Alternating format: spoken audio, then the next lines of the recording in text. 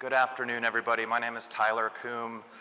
I'm a lawyer here in Denver with the law firm Greenberg Traurig. In case any of you have heard of us or not, we have about 70 lawyers here in Denver, full service firm. We do everything.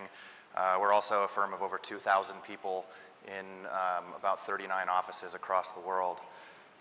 My practice is focused on anti-corruption compliance, and a big part of that is FCPA compliance, which is Foreign Corrupt Practices Act, a U.S. law that has gained a lot of steam behind it under the enforcement actions of the DOJ and the SEC in recent years. I'm here today to talk about China and corruption in China, a very big topic, and I will try to keep my comments to within the time frame here, but it's a big topic.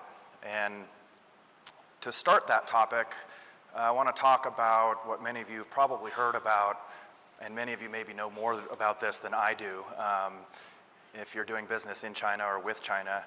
The corruption crackdown that was announced by President Xi in 2012, right at the time that he became the leader of the Communist Party and the leader of the state of China, in which, in a speech, he announced that he would be launching an anti-corruption campaign targeting the tigers and flies within the Chinese governmental system. The tigers being the highest ranking people and officials, the flies being everyone at the bottom in lower level positions, and everyone in between. And this has, of course, garnered the attention of people worldwide for different reasons. And obviously we're here today to look at this from the perspective of its impact on business and trade and how we're doing business in and with China. So a few questions I'm going to talk about today is this crackdown real? Is Xi's effort to find corruption and root it out within the Chinese system a real effort? And a more specific question to that is it a sincere effort, or is it just a political move? The second question is, why should we care?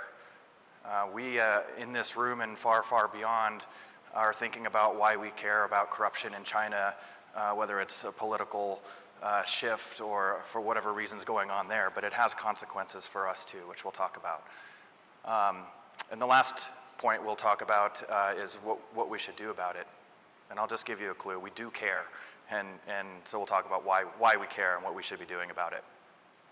So first off, is the crackdown real? Absolutely yes. It is significant. It is amazing what's been happening for the past 6+ years in China since Xi made that announcement and mobilized the apparatus in China to find people engaged in all levels of corruption in the government. The statistics are very interesting. In that time span, more than an estimated 2.7 million people have been investigated for corruption in China. These are a combination of public officials who may or may not be party officials, but it's like 95% of them are party officials because the Communist Party in China is the government. It controls every aspect, and the people who are in positions in government with any kind of authority are members of the party. And it started with enforcement or investigation enforcement by the party in 2012 or early in 2013. And it's been significant. The numbers tell that story, 2.7 million people. 1.5 million of those people have been subjected to some level of punishment by the party. I can't even comprehend the 2.7 million, but in 5 years, how do you administratively punish 1.5 million people? And that looks like that's different things. Some of those punishments are severe, some of them are warnings or reprimands, but that's a lot of activity. And it does go from the level of flies on up to the tiger level. 300-something officials at senior national levels have been involved in this sweep of corruption to identify and prosecute it. 58,000 trials in the criminal system and 2 death sentences. So those are just some of the numbers. It's serious, it really is happening. But the people paying attention to it are thinking about, well, why is it happening? Is it just President Xi consolidating power? Is it elimination of rivals? Is it elimination of factions within the government in different areas that might result in a threat to that power, all of these things? Probably yes. There are studies, there are scholars and in the academic world and economists and political scientists looking at it. And yeah, the numbers, the information that's available to us says, yeah, it probably does involve some amount of political maneuvering to consolidate Xi's power, to preserve his status and carry it forward beyond. And there have been changes legally. We can't get into it too much now, but he has strengthened his position. He's going to go beyond the customary 10-year term in that office and beyond. But there's another side to it. I read an article the other day that talked about whether the data reflects a political leader, a head of state, eliminating competition and using corruption as the tool to do it, just to eliminate people who might pose a threat to his power. And while there are some indicators, the data actually tells a bigger story and a different story, that the corruption efforts actually have had the consequence of finding people who are bad actors within the government, who are sapping state resources for their own personal gain, and who are not people who are opposed to Xi or present a challenge, but are people who actually do present a problem for the good functioning of the government. So there are two sides to the coin. It's complicated, of course, and it means that while we can't debate whether it's really happening, it really is having an impact on the government, the way it's operating. People are being removed from positions who have been identified as participants in a corrupt system. But why should we care about this?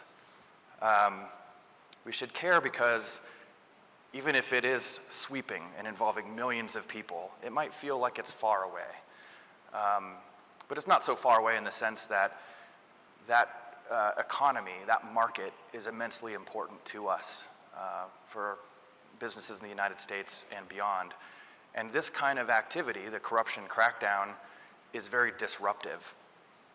I was talking to my partners in Shanghai the other day who were talking about clients that they work with who are working through regulatory issues and having to get a license or permit to move a business forward or to open a facility. People that you work with in the Chinese government who have the authority to review and grant permissions and so forth might just disappear. Those people who you might be accustomed to working with, one day are there, the next day are there, gone, have been removed from office or have been detained. It can be highly disruptive. Reputational risk is very real as well. People who are in positions of authority who you have to work with to conduct your business, or you have a business partner, there's quite a bit of risk in associating with those people who are swept up in corruption probes. So things like that happen, but there are bigger reasons as well, and I don't know if bigger is the right word, but significant reasons why we should care about this. The Chinese government obviously is cracking down on corruption. Engaging in business in that country, in that market, means we necessarily have some contact with those people, as I mentioned. There have been some cases of the Chinese government actually sweeping in foreign people, people doing business from the United States or Europe, and prosecuting them as well for participation in corrupt schemes. There was a fairly high-profile one a few years ago with a senior-ranking management-level person at GSK, GlaxoSmithKline, the UK pharmaceutical company, and significant criminal penalties that flowed from that. But there's an enormous other component to this, and it is the role of the United States and its interest in corruption worldwide, and in particular China. In the past about 15 years, the Department of Justice and the SEC have made the enforcement of the Foreign Corrupt Practices Act, the FCPA, one of its highest enforcement priorities. That law actually is on the books in the United States since 1977. It's related to Watergate, which is a whole other story, how that came to be, but it was largely I wouldn't say ignored, but it really wasn't a high priority for our government until early in this century, around 2001, 2002, 2003. That enforcement effort really kicked up. And now, at being such a high priority, our government has targeted companies that are doing business with China as a high priority because there is such a high likelihood that companies doing business in and with China are falling into traps and getting involved in schemes to open up those markets, to do more and better and bigger business in China. And it has played out. There have been, in recent years, dozens of cases of U.S. companies coming under investigation and enforcement action by the U.S. government. Hundreds of millions of dollars in some cases. Some of them are smaller, only $10 or $20 million, but those are enormous penalties. You see it in the headlines sometimes, not all involving China, of course, but some of the bigger numbers. Last year, an enforcement action was settled with Petrobras, a Brazilian energy company, $1.8 billion total sanction to that company for their corruption, for the corruption that was involved in their business activities over a span of several years. So we should care because we have the Chinese authorities cracking down on corruption. We have American authorities continuing to ramp up and get more aggressive in finding U.S. companies that are violating our own corruption laws. And believe me, the U.S. government takes a very expansive view of its jurisdiction, of its reach, its ability to go and prosecute companies. Any minor nexus with the United States, any person even passing through the country who's involved in something can be nabbed and prosecuted. I just pressed the wrong button. I promised I wouldn't do it, but I just did it. So with all of this, we have a tremendous amount of risk. We should all just be aware of the combination of factors that creates intense risk within our business. And I know we deal with business risks of many different types, but we have to think about corruption risk as part of that. It actually is a thread. In my experience, in my practice, I have worked with a lot of companies, and when you start with a look at potential corruption risk somewhere in your business, you find all sorts of things, or it's a component in other kinds of business risk. But we'll get into that in a moment. I want to first say, okay, we're talking about corruption and the paying of bribes to further our business, to gain an advantage of some sort. Well, what does that look like? We probably all have some idea what a bribe looks like. What is it? What is a bribe? And I'm going to interject a little bit of pop culture here to help illustrate a point. We're still not sure how he caused the meltdown. There wasn't any nuclear material in the truck. Oh, very well. It's time for your bribe. Now, you can either have the washer and dryer where the lovely Smithers is standing, or you can trade it all in for what's in this box. The box. The box. Look, Burns, this is a big problem. You just can't throw money at it and make it go away. Gentlemen, I've decided there will be no investigation now. If you excuse me, I'll go away. You're in big trouble, but... All right, no investigation, I'll go away, thanks to a fur coat, I guess. And I don't know how Mayor Quimby would have authority to decide whether there'd be an investigation or not anyway, but apparently he does. So yeah, we have ideas about what a bribe is. What's that look like? Is it a washer and dryer? Is it whatever's in the box? Is it cash? I mean, a lot of people think, oh, it's going to be a suitcase full of cash. Sometimes it is, actually. There are cases where our government found U.S. companies actually giving suitcases full of cash in that kind of stereotypical way. Speaking of cash, and Xi's crackdown, this is a photo from when one of the high-ranking officials in China had been apprehended and his house and his assets were seized. He was found to have $40 million worth of cash in his basement. It was like, 2.5 tons, I think I read. And it took 16 bill counters to count all the cash to determine how much cash he actually had. 4 of them burned out in the process. That's a lot of cash. So yeah, bribes are paid in cash. Many of us think, okay. Henry, come here. Say hello. Here's another cash example. How you doing, Andrew? We're just going to be working together. Okay? Hi. Oh, Sounds good. Fred. Hey, Jimmy! You got anything good? And when the cops, they assigned a whole army to stop Jimmy, what did he do? How you doing, Joe? He made them partners. Okay. me, I'd complain, but who'd listen? Right, so there's some stereotypical things we think of: cash stuffed into some cigarette cartons, handed to the cops. It's not always like that. That's why I wanted to show these. It takes on so many different forms. It's evident in the enforcement actions that occur, but in so many other ways that aren't obvious to the public or never come to light for the public. But we should be aware. I mean, if we're going to think about corruption, how to not pay bribes, I mean, that's what we're talking about here. How not to pay bribes in our businesses. It might seem easy and obvious, but it's not always easy and obvious. It's not always a suitcase full of cash or a carton of cigarettes. There are cases documented and the results of investigations that show it can take on the form of a golf tournament that you arrange for some public officials in a foreign country, in China or elsewhere. It can be in the form of a donation. There's a very interesting case that has a fact pattern where a donation was given, about $150,000, not to a government official, but to, and this was in China, to a charitable organization that he said, I want you to support this. And it happened to be that official had authority to pursue a violation that company had gotten into because of a direct investment violation in a certain, I think it was a tier 3 city in China. But to get out of that, that company figured, okay, we'll make this donation of $150,000 to that charity. Everybody likes that. We'll do a philanthropic gift here. And they had a public ceremony. I think a big check was given even, and it went away. That's a bribe. It doesn't have to go to that official. It doesn't have to be in cash. It can be, and even the promise to do it would have been a violation of law.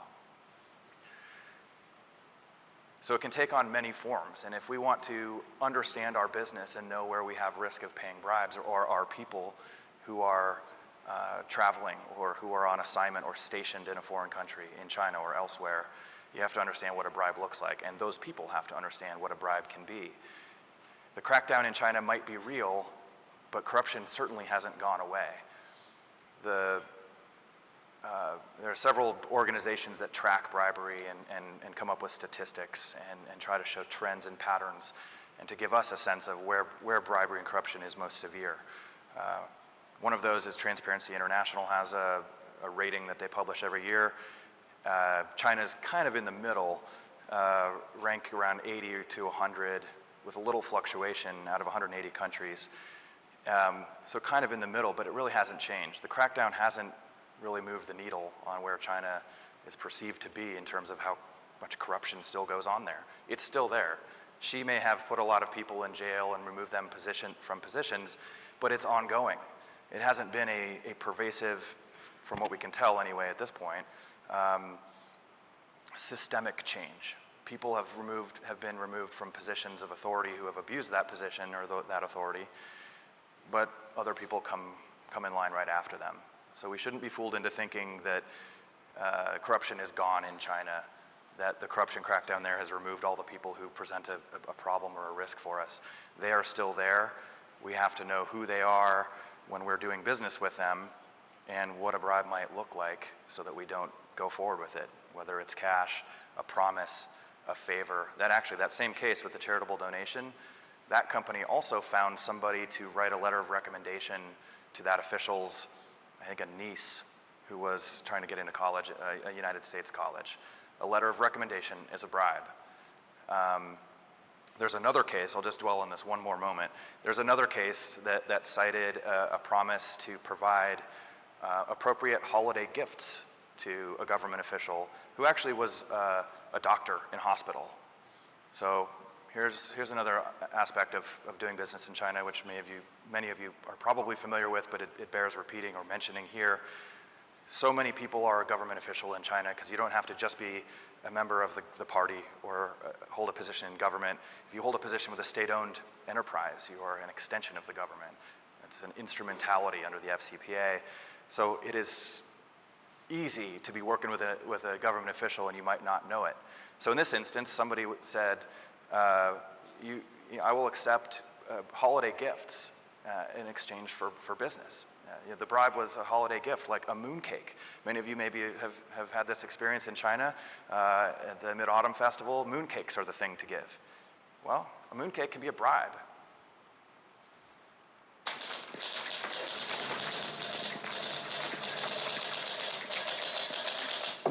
Good morning. May I help you? Yeah.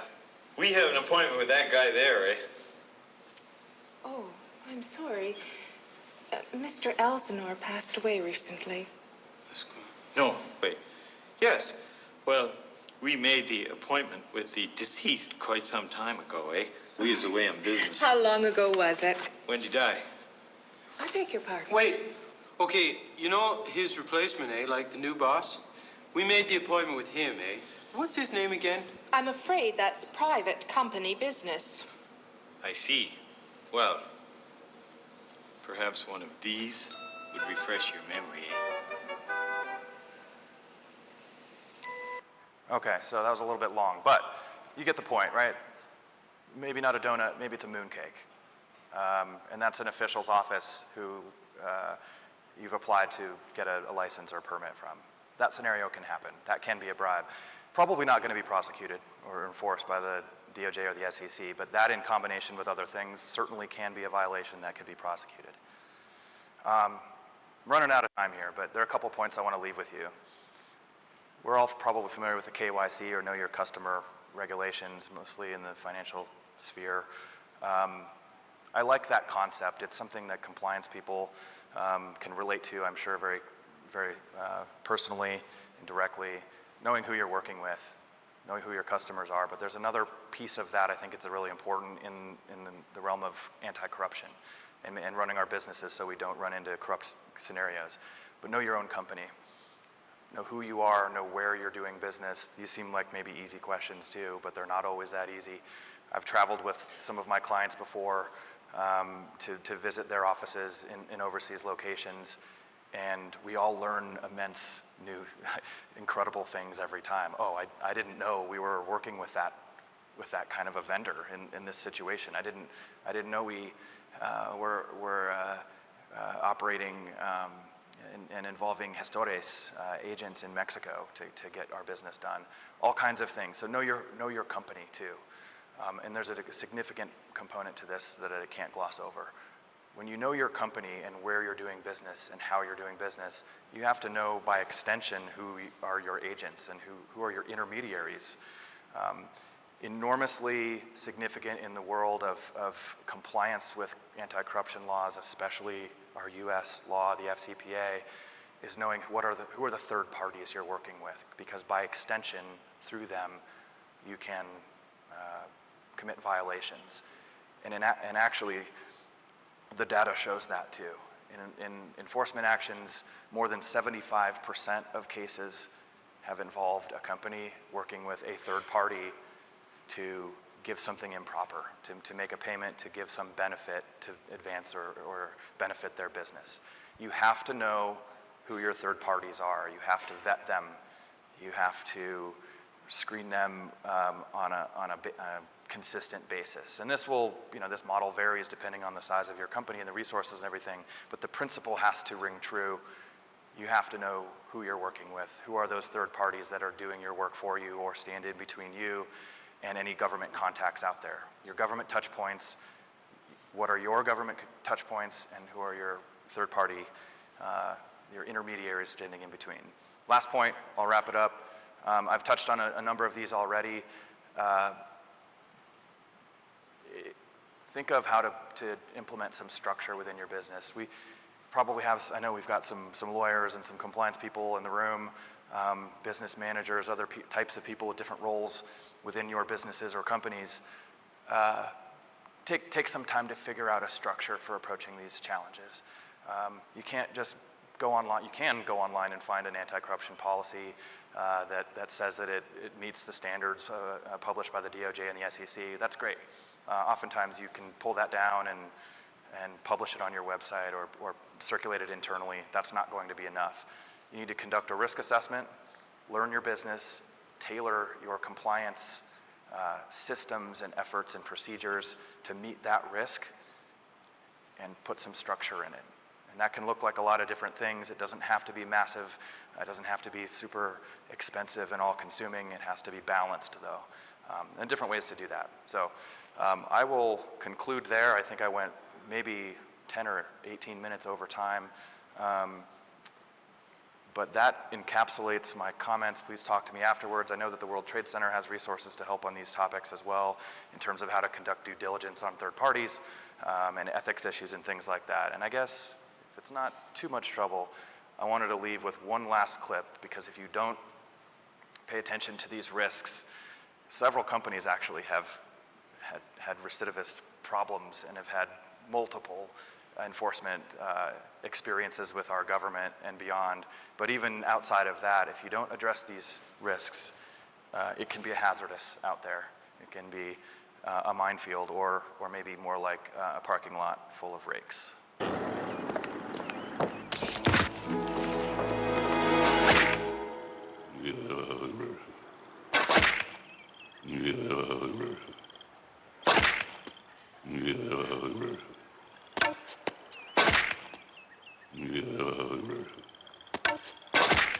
It actually goes on like that for a while, so I'm just going to pause it there. So, thank you very much. Thank you for making time to hang out with me today.